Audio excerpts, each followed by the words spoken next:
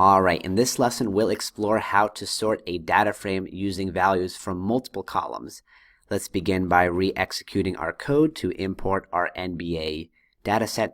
And the syntax is going to be exactly the same. We're still going to call the sort values method directly on our data frame. And usually this would be the part where we give a string argument to the by parameter to indicate the column that we want to sort by. This time, however, we want to sort by multiple columns. And by now you probably have a general sense of what the optimal data type is to use in pandas whenever we want to specify more than one thing. And that's just the Python list. So instead of feeding a string, I'm going to create a list here with square brackets. And I'm going to sort it by multiple values. I'm going to do team and name.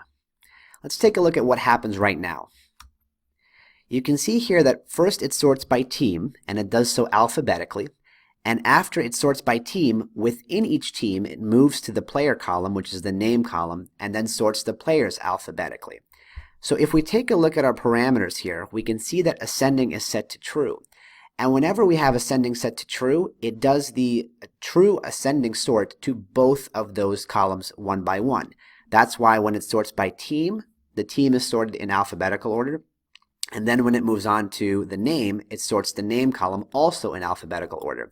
If we change that ascending parameter to be false and just give it a single Boolean value of false, it's going to do both columns in reverse alphabetical order.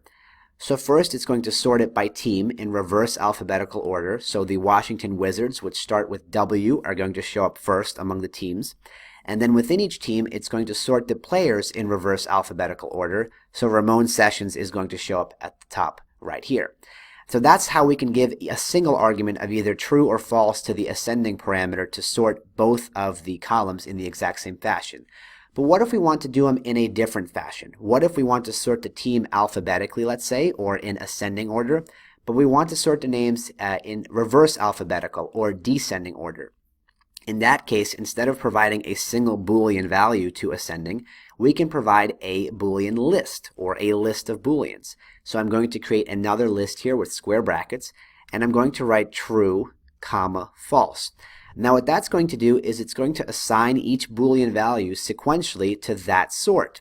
So the first column that it's sorting by is going to be team, and that it's going to assign an ascending order of true to. So our team, which is the first thing in line in this list on the left, is going to be sorted in alphabetical order because that's what ascending is.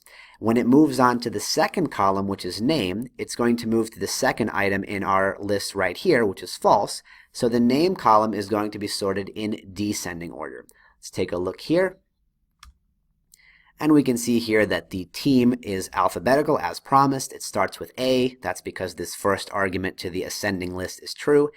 But later when we get to the name column, it's sorted in reverse alphabetical order or descending, and that's because the second argument to this list here is false.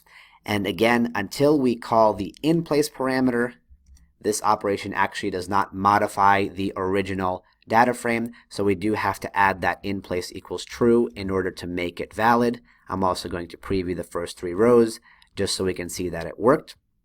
And by the way, in these examples we only did a 2-column sort, but you're certainly not limited by 2 columns. You can add as many as you want. All you have to do is separate each column with a comma and just put them all within the original list. And if you want to specify a custom sort order for that column, you just have to add another Boolean value to that list that we give to the ascending parameter.